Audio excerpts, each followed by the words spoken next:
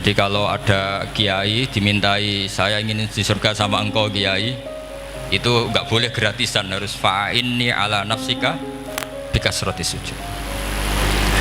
Tapi saya ini punya ajaran yang sebetulnya agak sesat tapi masuk akal.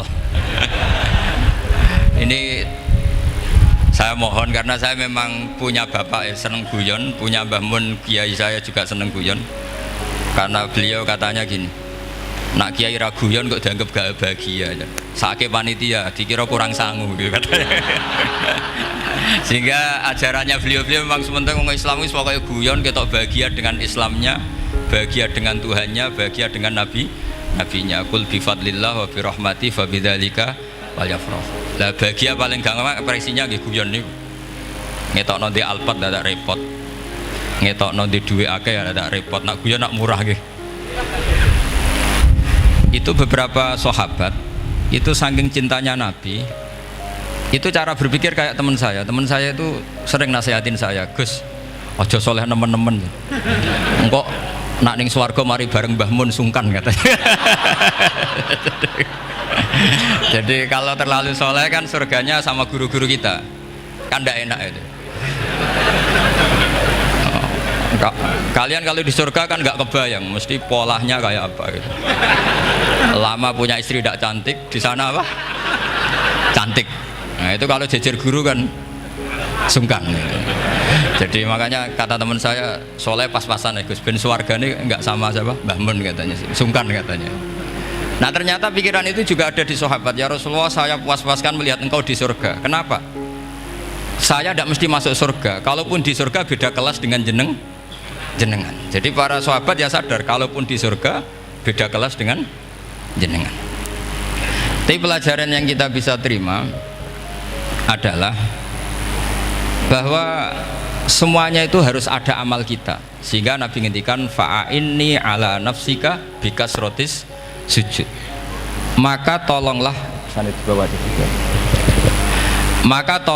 saya untuk mengabulkan permintaan kamu dengan memperbanyak apa? Sujud. Saya akhir-akhir ini sering kampanye tentang sujud. Caranya gimana? Ini sekaligus untuk anak-anak PSQ utamanya karena yang mengkaji Quran. Kata ulama, mentahbib ya, menyenangkan orang kepada Allah itu butuh bayinah. Bayinah itu logika yang kebenarannya itu cara Jawa itu jelas welo-welo, sangat jelas. Namanya al-bayyinah. Saya ulang lagi ya, namanya apa? Al-bayyinah. Sehingga dengan logika itu orang yang kafir saja menjadi mukmin, yang fasik menjadi soleh, yang soleh bila ilmin menjadi soleh bil ilmi atau bil hujjah. Itu yang disebut Allah, lam yakunil ladzina kafaru min ahlil kitabi wal musyrikina munfakkina hatta ta'tiyahumul bayyinah. Siapa itu? Rasulun minallah yatslu suhufam mutahharah. Jadi kemampuan argumentatif itu yang harus kita bela-belain. Saya di sini sangat terhormat karena saya bisa matur di depan Pak Kures. Saya dulu sering baca buku-buku beliau. Jadi saya nggak mungkin jadi pesaing beliau karena saya ini saya ngidolakan beliau, jadi nggak mungkin jadi pesaing beliau. Tapi kalau mutammim ikut menyempurnakan keinginan besar-besar beliau mewujudkan Islamiyah wasatiyah, insya Allah diminta atau tidak diminta harus kita bantu. Harus apa? Nah, bayinahnya apa? Bayinahnya begini. Bayinah itu satu argumentasi yang jelas begini. Ada seorang ekstremis itu, singkat cerita mau ngebom tempat-tempat maksiat. Yang maksiat ini orang-orang Islam juga. Tapi saya tidak nuduh sampai pokoknya orang-orang Islam juga. Ya. Terus ditanya sama orang yang Islam moderat, andaikan mereka nanti mati dalam keadaan demikian, aina masiruhum, lalu mereka kemana? Ya ilanar, karena mati dalam keadaan maksiat. Terus ditanya sama yang moderat tadi, moderat soleh maksudnya, bukan moderat liberal, moderat soleh. Karena orang kadang salah paham, moderat itu pikirannya terus liberal, tidak, moderat soleh. Terus kata si moderat tadi, akana dzalika muradan nabi, apa umatnya masuk neraka itu yang diinginkan Nabi? Kaget si ekstremis tadi, kebetulan ini ekstremis yang masih mau mikir.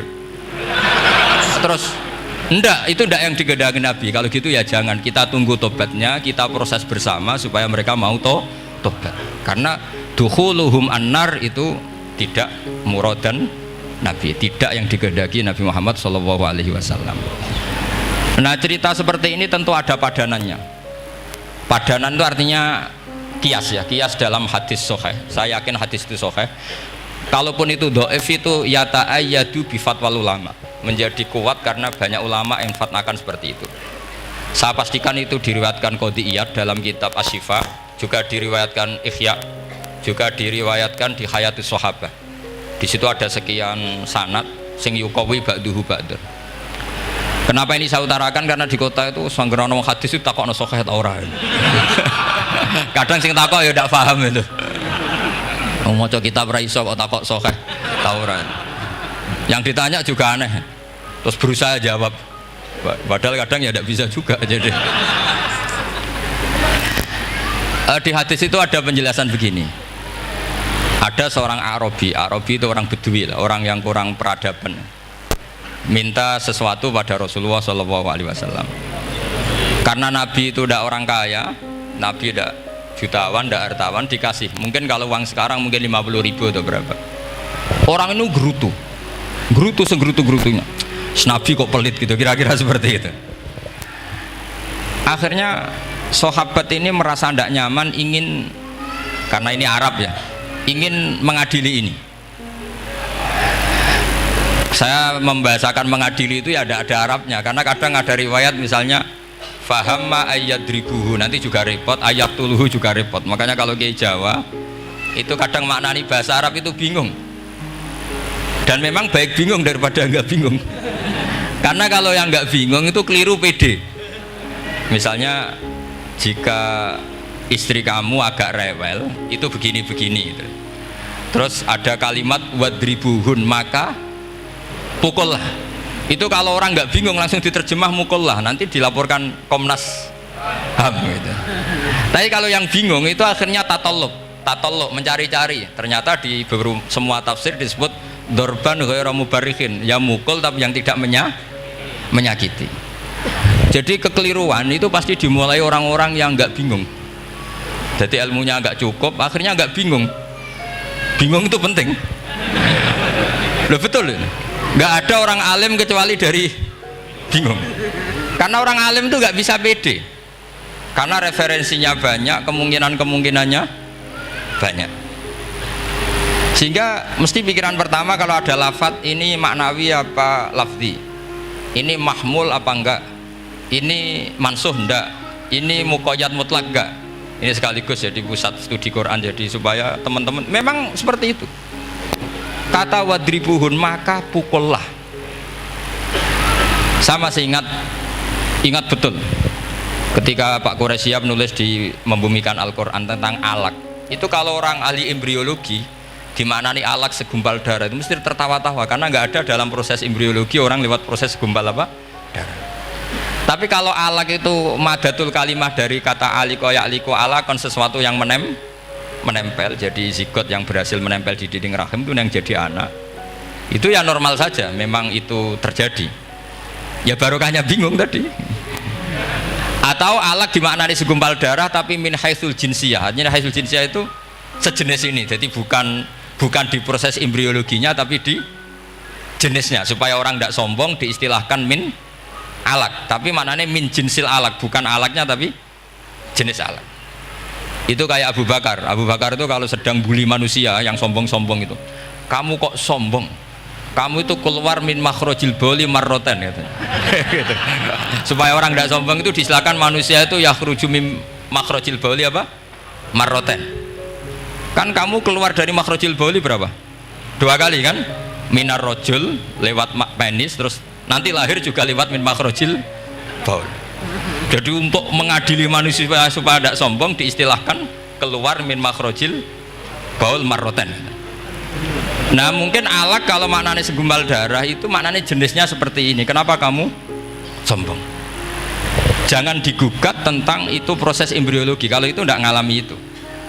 Jadi akhirnya barokahnya bingung itu alak dari proses embriologi maknanya apa? Aliko ya aliku, alakon sesuatu yang nempel, yang sukses nempel di dinding rahim. Tapi dari segi jenis mendidik tawadhu, mendidik khafdul janah lil mukminin, mendidik adzul wal inkisar, rasa hina. Nah, itu dengan makna tadi. Saya teruskan ya. Si Arabi tadi karena dikasih 50.000 gerutu terus akhirnya Nabi memanggil Arabi tadi karena mau dipukulin sama sahabat. Nggak tahu mau dipukulin atau mau dibunuh, nggak tahu, pokoknya dikerasin lah di. Makanya nggak usah diterjemah. Kalau diterjemah nanti jadi bingung. Terus akhirnya dibawa sama Nabi, diajak masuk, dikasih banyak sama Nabi. Kasih banyak, ditanya sama Rasulullah, kamu sudah puas ya Arabi? Sudah ya Rasulullah. Hebatnya Nabi apa? Kamu harus menjelaskan ke semua sahabat saya kalau kamu sudah puas, karena tadi kamu ngomong yang bikin sahabat saya dongkol. Terus sekarang harus mengkonfirmasi. Ya Rasulullah. Di depan umum juga Nabi ikut. Ini Arabi tadi minta saya tak tambah, terus dia puas. Ahakada ya Arabiyu? Naam ya Rasulullah, fajazakallahu min khairin wa asyiratin. Dia tegas naam ya Rasulullah. Nah, pelajaran dari hadis ini adalah kalimat ini. Ini harus diingat-ingat. Setelah Arabi tadi puas, sahabat juga tahu apa pernyataan puasnya Arabi tadi. Nabi ngetikan begini. Masalu hadza, perumpamaan orang ini dan saya itu seperti orang yang punya unta atau sapi atau kambing yang syarodat, yang liar. Fattaba'ahan nasu. Kemudian orang-orang ikut membantu nangkap. Falam yaziduha illa nufuran. Bantuan manusia-manusia ini malah tambah lari karena ini semua orang ini asing. Bagi unta ini kan asing, yang nggak asing kan hanya pemiliknya. Terus kata si pemilik unta tadi, khallu baini wa baina naqati, sudah saya tidak usah dibantu. Fa ana arfaku, biasa lebih sayang kepada unta saya. Orang nggak ikut bantu semua, terus kemudian unta itu dipanggil, fa akhadha min kumamil ardi, kira-kira diambilkan rumput, terus unta itu mau nurut. Intinya apa? Kalau orang nggak bakat kiai, nggak bakat dai ilallah, kok ngajak-ngajak Islam itu falam yaziduha ila nufuron, kira-kira gitu. Karena lebih banyak emosinya ketimbang teknik proses tadrijinya, tasreknya. Akhirnya itu jadi pelajaran ke kita. Pelajaran kedua, Rasulullah ngendikan begini, andaikan kamu membunuh si Arabi tadi, bahasanya yang membunuh, kalau ini tak terjemah nggak apa-apa, wong andaikan saja. Andaikan kamu membunuh si Arabi tadi dalam keadaan membenci saya, yaitu ngomentari Nabi adalah kikir, maka dakhalan nar, orang ini akan masuk neraka karena dia mati dalam keadaan sakhitan dan Nabi SAW. Dia mati berstatus benci kanjeng. Tapi uniknya dalam Islam segampang itu. Ketika si Arabi tadi mencintai Nabi itu karena dibayar, karena diservis. Dan itu cukup loh dalam Islam itu. Mencintainya Nabi itu karena dikasih uang lagi. Akhirnya dia senang Nabi meskipun karena dikasih uang. Tapi jangan diteruskan setelah senang Nabi dibunuh masuk surga, ya tidak usah gitu. Nanti jadi repot tadi. Tapi intinya apa? Islam itu semudah itu. Yang menerima kebenaran karena servis saja diterima sama Allah Subhanahu wa Ta'ala. Nah, ini di sini pentingnya kiai-kiai yang wasatiyah, yang ceria, yang gampang. Karena kita tidak ingin tanfir. Saya kemarin bikin makalah untuk 100 harinya guru saya Kiai Haji Maimun Zubair. Tak beri judul Al-Intisar Lima Dhaibi Syekhina. Itu diantara yang saya tulis adalah Sayyidina Umar itu pernah diprotes sama banyak sahabat, termasuk Abu Bakar, karena Abu Bakar ke Umar ini lewat penunjukan.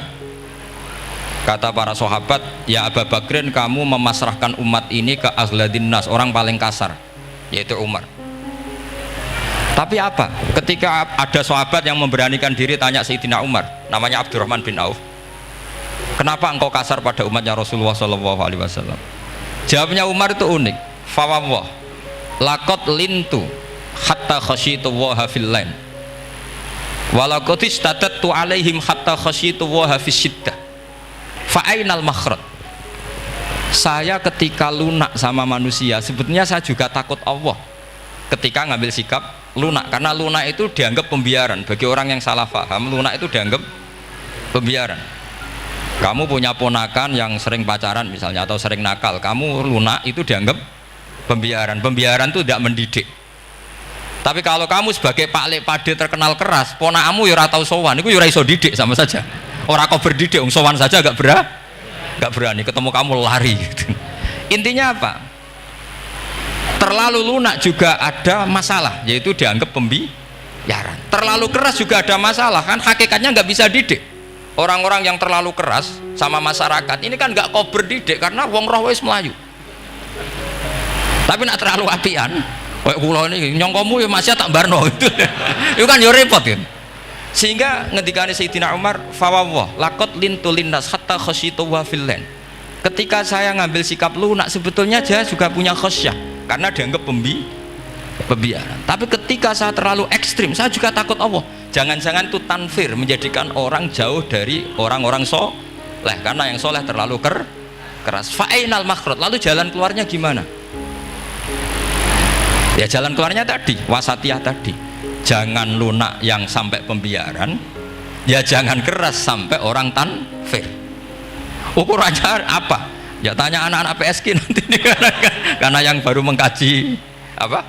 Wasatiyah. Jadi saya mohon referensi itu sebanyak-banyaknya, karena terus ada lagi saya punya cerita, ada seorang wali yang kalau doa itu agak neror Allah. Tapi itu kalau nggak wali nggak boleh, harus jadi wali dulu baru boleh. Karena kalau wali itu keliru-keliru itu ya tetap sama Allah dibahasakan isek itu berontok. Enaknya kekasihnya Allah kan gitu.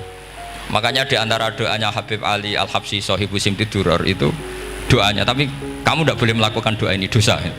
Kalau nggak wali dosa. Itu doanya gini, waj'al sayyiati man ahbabta. Jadikan kesalahan saya itu kesalahan orang yang kau cintai. Jadi kamane cara Jawa wis kadung disayang, salah-salah wis bener gitu. Jadi waj'al sayyiati man ahbabta. Jadi kalau orang yang sudah super itu salah ya jadi apik. Tapi ya tidak salah sampai kayak zina maling, Anda itu parah itu. Ada seorang wali doa di depan Rasulullah itu gini, ya Allah jenengan punya dua pilihan. Jika jenengan menjadikan saya orang soleh surra habibuka, maka kekasihmu ini akan senang. Dan yang susah itu musuh kamu, yaitu iblis, musuh engkau. Tapi jika engkau ingin saya ini dolim, jadi orang dolim, yang susah itu kekasihmu, yaitu Nabi Muhammad SAW, yang seneng musuhmu, yaitu iblis. Mohon jenengan milih mawon, nyeneng no kekasihmu apa nyeneng no musuhmu gitu. Ya sudah kan, Allah tidak punya pilihan. Mana mungkin Allah ingin menyusahkan kekasihnya, yaitu kanjeng Nabi Muhammad SAW. Sama, semua ulama tidak ingin umatnya Nabi matu khinal maksiyah, mati dalam keadaan maksiat. Maka kita berusaha semaksimal mungkin, semoga mereka tobat. Semua Quran itu la'allahum yarji'un, la'allahum yantahun, diharapkan mereka Allah yang Tuhan saja, yang al-ghaniyul mutlak, Allah yang al-jabbar al-qahhar saja, sama orang-orang yang asrafu ala anfusi masih dipanggil-panggil wa anibu ila rabbikum wa aslimu lah. Allah yang Tuhan saja memanggil yang sedang di luar dipanggil masuk. Masa kita gara-gara soleh yang over, yang sudah di dalam mau dikeluarin? Itu kan apa-apaan itu. Makanya ini pasti tak dukung Islam Wasatiyah. Jadi saya dukung itu bihujjatin, bukan karena saya hormat Pak Kores orang sepuh, itu enggak. Memang bihujjatin. Kalau soal dukung karena orang sepuh itu etika, apa? Etika, tentu saya lakukan itu, pasti saya lakukan karena itu etika. Tapi lebih dari itu karena bihujjatin wadihah, bihujjatin bayinah. Memang logikanya seperti itu. Allah yang Tuhan saja selalu memanggil yang luar dimasukkan ke dalam. Masa yang sudah di dalam dikeluarin?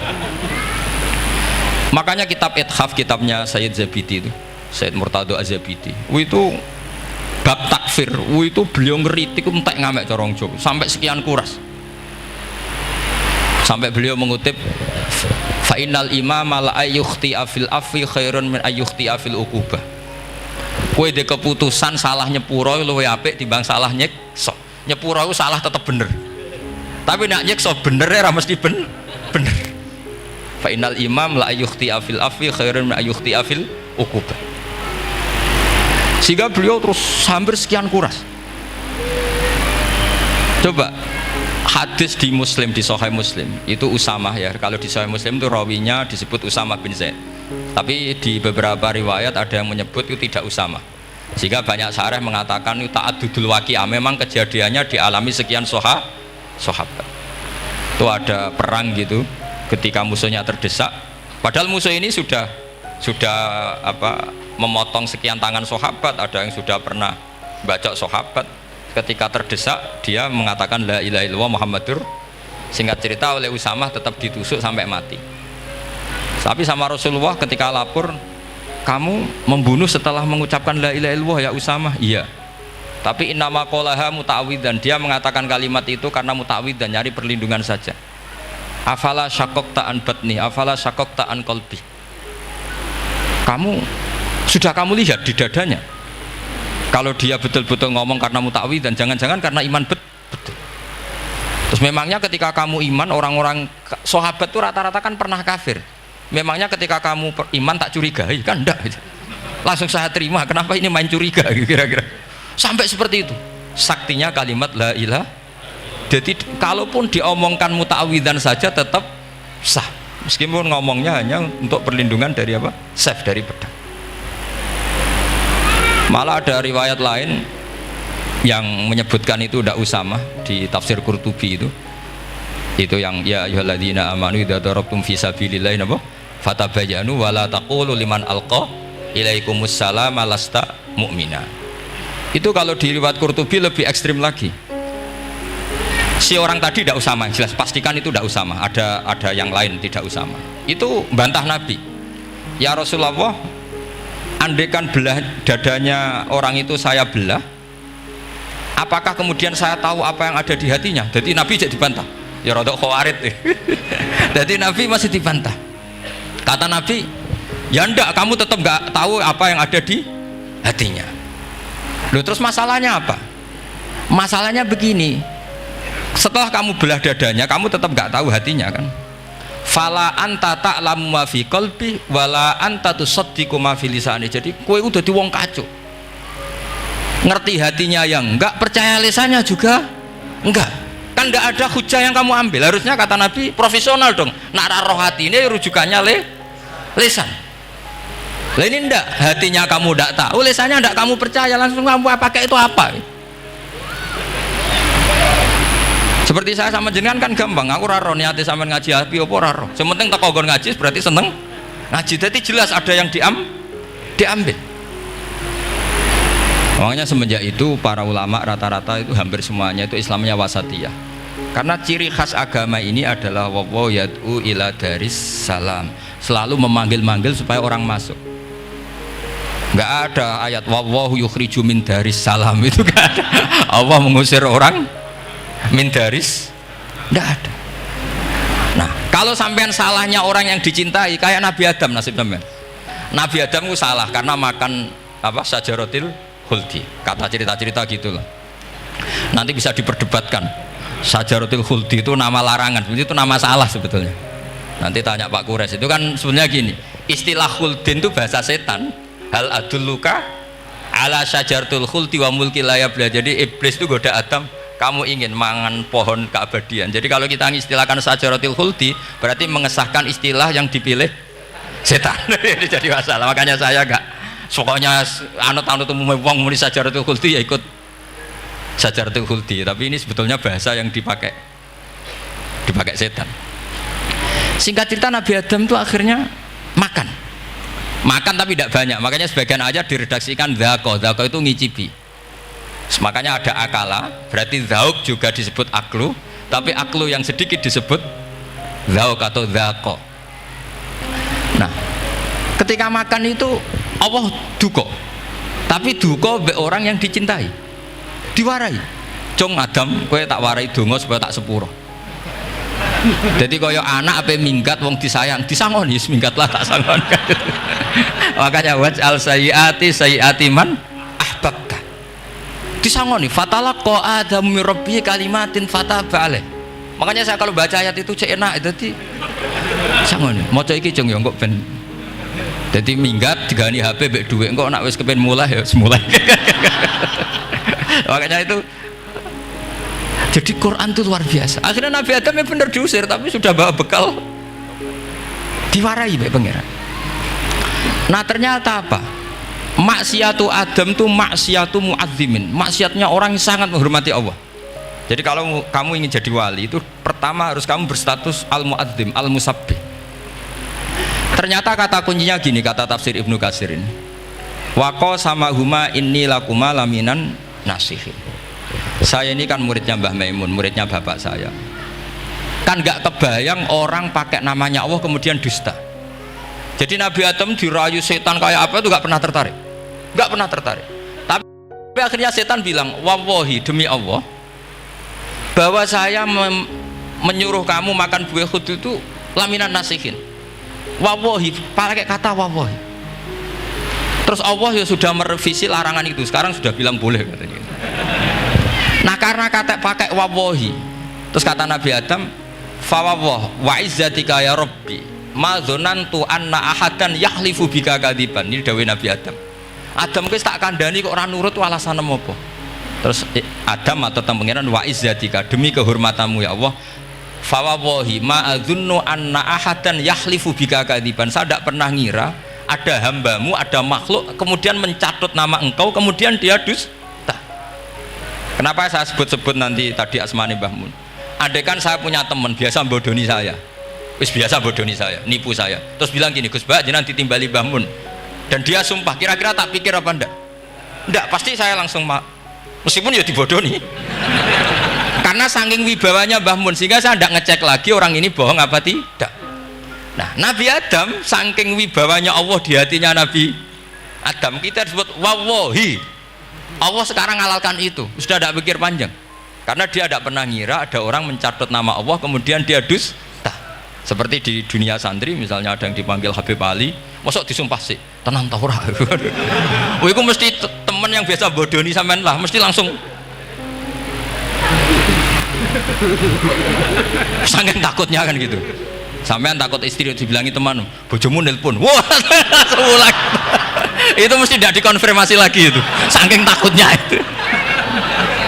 Nah Nabi Adam itu seperti itu, saking takzimnya kepada Allah sehingga ketika disebut wallahi, nah itu yang kata kuncinya waqo sama huma inni lakuma laminan nasihin fadallahuma bighur. Itu kalau sampean teliti, ini kesangannya Pak Kures pakai madatul kalimah itu kelihatan. Fadallahuma itu rujuknya ke iblis. Jadi Adam di situ korban terus. Kan waqo sama huma, iblis sumpah ke Adam Hawa. Fadallahuma, iblis menunjukkan Adam Hawa. Sehingga dia dua orang ini maksiat itu semuanya korban. Dia hanya sebagai objek. Kreatornya yaitu iblis. Tapi Nabi Adam sampai tertipu tuh gara-gara tadi. Wa izzatika ya Rabbi ma adzunnu anna ahadan yahlifu bika kadziban. Ketika menyebut nama engkau, saya tidak pernah mengira ada orang menyebut nama engkau kemudian dia dusta. Saya bayangkan orang paling brengsek sekalipun teman saya kalau bilang Gus sampean dipanggil Mbah Mun, tentu tidak saya pikir lagi. Atau di pondok sini, Kang diceluk Habib Ali, ditimbali Habib Ali, sampean konfirmasi apa enggak? Enggak kan? Apalagi ini Allah Subhanahu wa Ta'ala. Jadi uang nek sebakat wali itu begitu. Nah kalau jenis ini kok salah, itu waj'al sayyiati man ahbab. Kanjeng Nabi dalam lahirnya juga pernah salah dalam lahirnya, karena Nabi memberi izin orang-orang munafik gak ikut perang. Salahnya secara fikih adalah kewajiban perang zaman itu, karena zaman itu memang orang-orang kafir juga merangi kita sehingga kita dibolehkan merangi. Jangan hanya cerita Nabi perang berarti perang syariat ada gitu. Nabi perang karena diperangi. Jelas ayatnya udzina lilladzina yuqatalun, diberi izin bagi yang ngalami yuqatalun, diperangi baru diberi izin perang. Jangan langsung bangun tidur perang, itu enggak ada ayatnya. Qatilul ladzina yuqatilunakum, merangi yang merangi kamu. Wa akhrijuhum ya min haitsu akhrajukum, ngusir yang ngusir kamu. Jadi perang itu akibat bukan sebab. Akhirnya Nabi itu secara fikih itu salah secara fikih karena memberi izin orang munafik. Tapi Allah ketika sama Rasulullah Muhammad SAW karena kekasihnya ngendikannya sudah dimulai afawwahu angka, Muhammad tenang wae wis tak sepuro, cuma aku takok kena apa kok buka izin. Tapi itu kalimatnya afawwahu dimulai dengan kalimat yang menyenangkan, afawwahu. Jadi ibarat sampean salah sama orang tua, wes sepeda bogor pamit itu serapa salah, cuma aku tetap takut alasan apa gitu loh. Tapi bilang wes gak apa-apa cung, sepeda motor itu mbok gowo mbok dol iku ora apa-apa, cuma aku takut kena apa. Tapi mukadimah ora apa-apa sih. kayak apa Allah sama nabinya. Jadi mengkonfirmasi saja dimulai dengan afawwahu an lima adin talahum. Wong karwan wong munafik gak ndek ngamal malah mbok ora ira perang, ya malah ora tau khidmah agama. Jadi makanya terus orang-orang soleh kalau berdoa apa? Waj'al sayyiati man ahbabta, ya Allah jadikan kesalahan saya adalah kesalahan orang yang kau cintai. Nah yang paling dicintai Allah tentu umat Rasulullah Shallallahu Alaihi Wasallam. Saya tak beri ijazah kali ini, tak ijazahkan nggak apa-apa karena ini hadis sahih musalsal. Umatnya Nabi kok gak enak bi, kontrak ebek pangeran sebelum salah itu sudah ada kontrak. Makanya Nabi itu ngendikannya bangga sekali. U'titu khamsan lam yu'tahunna nabiyyun qabli atau ahadun min qabli. Saya diberi 5 hal hadiah sama Allah yang umat sebelumku, Nabi sebelumku tidak diberi hadiah itu. Di antara hadiah itu terbesar adalah wa'u'titu khawatima suratil Baqarah. Saya diberi hadiah akhir dari surat Baqarah. Kok ada hadiah gimana? Allah itu sudah naikkan kontrak dengan kita. Kita disuruh doa sama Allah. Rabbana la tu'akhidna in nasina waqta. Ya Allah, suatu saat saya salah. Padahal kita pasti salah. Suatu saat Gusti, suatu saat kita salah. Jangan kasih sanksi loh. Oke, mau oke. Itu kok udah enak gimana? Sebelum kita salah, naikkan kontrak sama Allah. Rabbana la tu'akhidna in nasina aw akhtana. Ya Allah, jangan jatuhkan sanksi kepada kita jika suatu saat saya lupa atau salah. Qala na'am, Allah jawab nah. Makanya Nabi senengnya bukan main tentang apa? Saya diberi hadiah akhir surat Baqarah. Tapi sekarang jadi fitnah tadi. Yang kiai NU baca itu dipakai tahlilan, kadang-kadang yang baca agak paham, yang kritik juga gak paham. Jadi ya sudah, innalillahi wa inna ilaihi raji'un. Sebetulnya itu diabadikan di tahlil itu karena itu surat yang luar. Tapi sebagian yang baca agak paham sehingga ya dingin saja wong enggak paham. Tapi kalau kita yang paham itu luar biasa, wong belum salah sudah ada perjanjian la tu'akhidna in nasina aw akhtana. Sama Allah dijawab, "Nah, yo umatem nak salah orang langsung tak siksa." Aman. Maksudnya dintain tobat aja terus salah terus. Kayak apa? Makanya beda. Nabi itu begitu bangganya dengan surat akhir surat apa? Baqarah. Terus tafsir kedua, umat ini adalah umat yang sifat Allah itu selalu aktif dan dua-duanya aktif. Ini perlu saya sampaikan berkali-kali, dua-duanya aktif. Jika orang soleh itu nggak boleh mengadili orang dolim. Itu umatnya Rasulullah Shallallahu Alaihi Wasallam. Begini logikanya ya. Pernah ada cerita, ada orang soleh sedang sujud, diinjek sama orang fasik, al-asi lah, orang fasik. Karena orang soleh ini diinjek, orang soleh, bawaan orang soleh itu ya kadang gampang marah, bawaan orang soleh. Tapi pas marah itu nyatut nama Allah. Fawawahi la yaghfirullahu laka, pakai nama Allah. Ada kan dia bilang asemane kue itu malah gak apa-apa gitu. Karena miso-miso sendiri itu kan urusan dia, tapi pakai namanya Allah. Fawawahi la yaghfirullahu laka. Allah tidak akan ngampuni kamu. Itu Allah langsung memberi wahyu ila nabi hada zaman, ke nabinya zaman ini. Allah ngendikan gini, ini yang cerita Rasulullah. Man dzalladzi yata'alla alayya alla aghfira li fulan faqad ghafartu lahu wa ahbattu amalak. Orang itu tak ampuni, yang sujud amalnya tak hilangkan. Kenapa? Allah tersinggung. Wong saya ini bisa aghfir, bisa ngampuni. Kenapa kamu nyifati saya hanya u'adzib? Jadi kira-kira Allah tuh tersinggung. Wong sifatku itu yo yaghfir wa yu'adzib, kok mbok ganti yu'adzib tok iku piye? Jadi sifatku kan hilang sitok gitu. Paham ya? Jadi kalau kamu melihat orang-orang maksiat, pikiran kamu Allah yu'adzibuhum itu enggak fair. Bisa saja Allah yaghfiru lahum. Tapi kamu milih situ tok, yaitu sifat yu'adzib, itu enggak fair. Harusnya ya yaghfiru liman yasha wa yu'adzibu man yasha. Tapi orang soleh ini wallahu la yaghfiru wallahu laka, itu Allah tersinggung. Kenapa tersinggung? Karena Allah hanya disifati yu'adzib, bukan disifati yaghfir. Padahal Allah bisa yu'adzib, bisa yaghfir. Sehingga Wahsy ketika seperti itu, dia qatilu ahad bin nas ila Rasulullah, yaitu Wahsy adalah qatilu Hamzah. Ketika Nabi da'a alaihi, tidak usah diterjemah, itu sama Allah malah Wahsy dikasih tahu. Bahkan turun ayat laisa laka minal amri syai'un aw yatuba alaihim aw Jadi kita melihat ahlul maksiat, oke kita tidak cocok dengan mereka, tapi tidak cocok tetap berharap mereka tobat. Kita tarbiyah, karena kita tidak boleh nyifati Allah yu'adzibhum qatan. Mungkin ramelok dadi pangeran kok muni qatan. Isa wae Allah yaghfiru lahu. Itu pelajaran bagi kita. Jadi ternyata si soleh tadi ditegur sama Allah, kamu tidak bisa seperti itu. Mangdalladzi yata'alla alaihi, yata'alla itu corong Jawa sumpah serapah. Kok iso aku mbok sifati u'adzib tok, wong aku iso aghfir. Makanya di Quran itu ada wa yu'adzibal munafiqina. Ayatnya apa? Insya'a au yatuba. Nah, ini dalil-dalil napa? Kalau jenengan mendukung Islam napa? Wasatiyah. Jadi an ilmin. Jadi saya dukung gerakan ini, satu an ilmin, dua memang secara etika. Pak Quraisy itu orang sepuh, tentu pilihan itu setelah sekian baca tafsir, baca referensi, beliau seorang akademisi, profesor, doktor. Tapi saya tetap mohon dukung kita itu an ilmin, apa? An ilmin. Memang dari awal Allah mensifati dirinya bisa yaghfir, bisa yu'adzib. Kenapa kita memastikan yu'adzib? Wong Allah bisa yaghfir. Nah, dengan demikian kamu menetapkan sifat Allah dua-duanya. Jadi yang soleh ya tetap khawatir jangan-jangan ada masalah, yang fasik pun tetap ada harapan. Makanya masyhur dawuh Sayyidina Ali yang dikutip hampir semua ulama, apa? Ala unabbiukum bil faqih kulal faqih.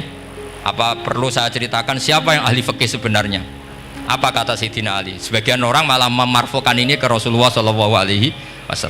Kalaupun ini tidak hadis marfu, dawuh Sayyidina Ali pasti tercermin dari keinginan Rasulullah SAW.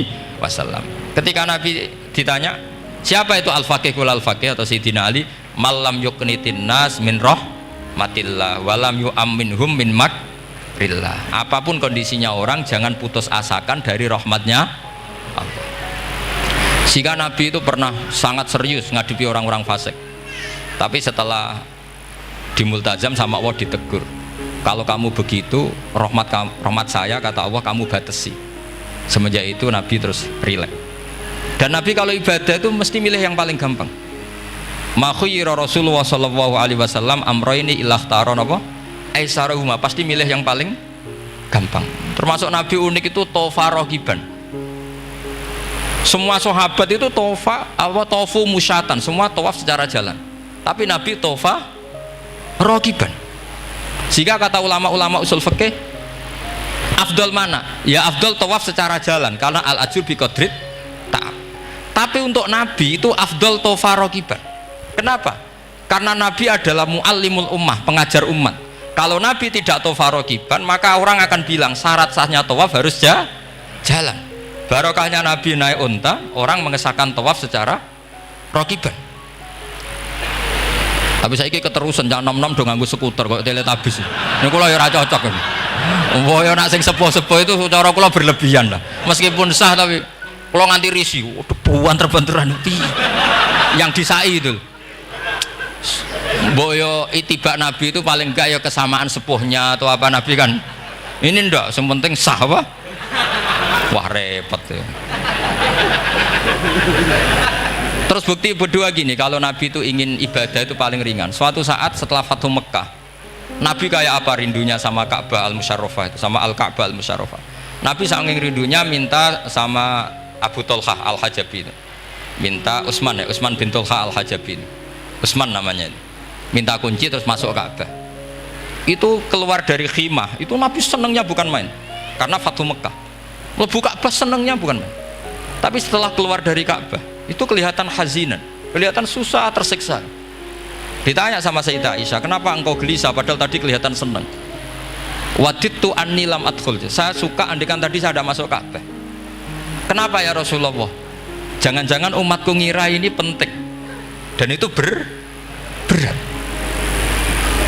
Sampai jadi perdebatan ulama fikih, apakah sunat masuk Ka'bah apa enggak? Sebagian ulama bilang enggak, alasannya Nabi getun cara Jawa itu kecewa, nyesel. Kenapa saat tadi masuk? Jangan-jangan umatku nanti merasa itu keharu dan itu repot. Nah kita tidak usah dilarang, memang tidak punya kesempatan. Alhamdulillah. Dilarang nggak dilarang sudah tidak punya kesempatan. Nah, ini yang terakhir kenangan saya mau menerangkan dan tambah mahabbah kepada Rasulullah Shallallahu Alaihi Wasallam. Ini betul, ini sesi terakhir ini. Begini, salah sun mangkun nafihi wajada halawatal iman. 3 hal ini kalau ada pada kamu atau pada siapa saja, maka menemukan halawatal iman, manisnya iman. Ini mungkin yang jarang dijelaskan orang adalah manis itu apa. Kata Ibnu Hajar al-Asqalani sebagai pensarah Bukhari, termasuk manisnya manis adalah al-iltizat al-aqli, merasa nyaman secara berpikir. Nanti saya bacakan takbirnya sebelum saya tutup ngaji bareng ini. Begini misalnya, kita ngikuti Nabi Muhammad SAW. Tentu beliau punya al-jamalul wajhi, Nabi itu orang paling ganteng. Tentu beliau punya al-jamalul sauti, suaranya Nabi itu luar biasa. Tapi yang paling luar biasa tentu al-jamalul akli, akalnya Nabi itu luar biasa jamal, luar biasa indah. Artinya gini, andaikan Anda seorang profesor atau seorang alim allama, seorang kiai yang paling alim, terus dikasih tahu Nabi, misalnya dikasih tahu Islam, sing gawe donya iki iku Fir'aun, kan mesti tersiksa. Logikanya gimana? Wong Fir'aun lahirnya di bumi kok bikin bumi, kan dulu buminya timbang, mesti ra iso turu sampe. Iki ajaran nopo ora iso turu. Tapi ajaran ini mengatakan sing gawe alam raya ini Allah. Allah itu awal, Allah itu qadim. Kan terus iso turu, wis adone lah. Nek sing gawe luwih dhisik. Paham ya? Terus sing gawe ku ala kulli syai'in qadir, wis adone lah, jenenge gawe alam mesti ala kulli syai'in qadir. Nah, terus misalnya diajak paham ateis. Alam ini ndak ada, kemudian ada. Penciptanya apa? Ya ketiadaan. Oh, ora iso turu sampe. Bagaimana mungkin al-adam yakhluqu maujudan, alam yang maujud diciptakan oleh Adam. Oh, ora iso turu sampe. Itu kata Ibnu Hajar al-Asqalani, halawatul iman itu adalah ibaratun anil iltizat al-aqli. Halawatul iman dan ibaratun anil iltizat, agama ini nyaman secara akal. Kita disuruh menuhankan zat yang sifatnya itu luar biasa. Allah adalah qadim, tentu pencipta lebih dulu timbang yang diciptakan. Kan enak, keren kan? Terus alam yang maujudat, hadhil maujudat khalaqaha wajibul wujud. Ini maujudat diciptakan zat yang super wujud, yaitu wajibul, kan iso turu sampai. Oke, masuk akal. Nah, misalnya itu sampai dikabari hadhil maujudat khalaqahal adam. Ini maujudat diciptakan ketiadaan. Mesti kalian mikir iki waras ta ora sing ngene iki. Ya itu, jadi kita halawatul iman itu usahakan maknanya sampai ngalami al-iltizat al-aqli, al-iltizat. Saya baca takbirnya saja, ini di kitab saya Fathul Bari, ini di juz 9, di kitab saya halaman 193 ya, karena mungkin sampean beda cetakan atau enggak ada nomornya karena enggak punya, enggak tahu saya pokoknya ini tapi ini nanti saya tak tinggal di Mas Wafa ini, nanti yang enggak boleh di ngopi saja, di foto aja selumayan ben ngaji ku nganggo kitab ben kok wong alim itu keren ya. Saya baca Bismillahirrahmanirrahim, halawatul iman. Beliau ngendikan wa yaltaddu bidzalika iltizazan aqliyan. Jadi orang merasa nyaman secara iltizazan aqliyan, akalnya merasa nyaman. Idzil iltizat al-aqliyu idrakuma huwa kamalun wa khairun min haitsu huwa kadzalik. Jadi beliau mencontohkan gini, kamu disuruh minum obat. Beliau contohnya itu kamu disuruh minum obat. Tentu secara watak kamu tidak senang karena obat itu pahit. Tapi kamu merasa nyaman setelah sakit minum obat, merasa nyaman karena ada harapan sembuh. Jadi watak kamu tidak senang, lidah kamu tidak senang karena pahit, tapi akal kamu senang. Wah enak aja, bar disuntik, bar diinfus, bar minum obat. Berarti itu namanya iltizazan aklian, akal kamu merasa apa? Nyaman karena telah melakukan sesuatu yang sesuai akal.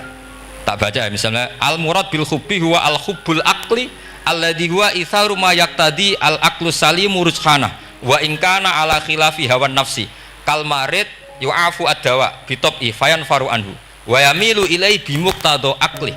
Kayak kita sakit tentu dioperasi itu tidak senang, bayangno wedhus usus diedel-edel kan nggak senang secara hawa nafsi, paham ya? Tapi secara akal, karena kamu divonis usus buntu, senang mana setelah dioperasi sama sebelumnya? Lah senang dioperasi itu namanya al-iltizat al-aqli. Ini kata Ibnu Hajar al-Asqalani. Wal aklu yaktadi rujhana janibi dzalik. Nah, terus saya teruskan. Idzil iltizat al aqliyu idrakuma huwa kamalun wa khairun min haitsu huwa. Jadi saya bayangkan, makanya saya kalau baca Quran itu sering saya nangis. Misalnya tadi, am khuliqu min ghairi syai'in am humul khaliqun am khalaqus samawati wal ard. Masa alam raya yang wujud ini semua maujudat kemudian dirumuskan bahwa penciptanya adalah al-adam, kenihilian, nihilisme. Kebayang nggak sampai ini suatu ruga misalnya ono nabi terus congkoe kudu iman alam raya ini sing wujud diciptakno ketiadaan. Wes ra iso turu yakin ra bener itu. Tapi kalau nabinya bilang hadhil awalim atau hadhil alam khalaqaha Allah. Allah itu siapa? Al-Qadim, wajibul wujud, ala kulli syai'in qadir, lahul asmaul husna, lam yalid walam yulad walam yakul lahu kufuwan ahad. Oke, keren kan gitu. Lalu jenenge al-iltizat al-aqli. Kalau kamu sudah ngalami seperti itu, wajada halawatal iman. Terus kata Ibnu Hajar al-Asqalani, terus wa yu'abbirus syari' yaitu Rasulullah sallallahu alaihi wasallam membahasakan al-iltizat al-aqli dibahasakan dengan halawatal iman. Jadi halawatul iman itu kamu harus ngalami al-iltizat al-aqli. Seperti misalnya dalam hukum sosial, kata ulama-ulama, laulam yakun maja'a bi Muhammadin dinan lakana fi aqlin nasi hasanan. Andai kan Muhammad tidak mengatasnamakan itu agama, akal pun mengatakan itu baik. Coba ajaran kita, ambek bojo sing apik, ambek anak sing apik, ambek tangga sing apik, itu kan enak. Coba kalau ajarannya gini, bojo taboki wae kesuwen, kan bingung, wah iki ajaran apa, kan kaget. Ambek tangga, oh sing kontel, gak ngono tidak-tidak kok. Oh, iku ajarane Nabi apa ajarane ekstremis, kan bingung jadi. Jadi makanya laulam yakun maja bi Muhammadun dinan lakana fi aqlin nasi hasanan. Itu namanya al-iltizat al-aqli. Saya kira demikian, mohon maaf. Assalamualaikum warahmatullahi wabarakatuh. Waalaikumsalam warahmatullahi wabarakatuh.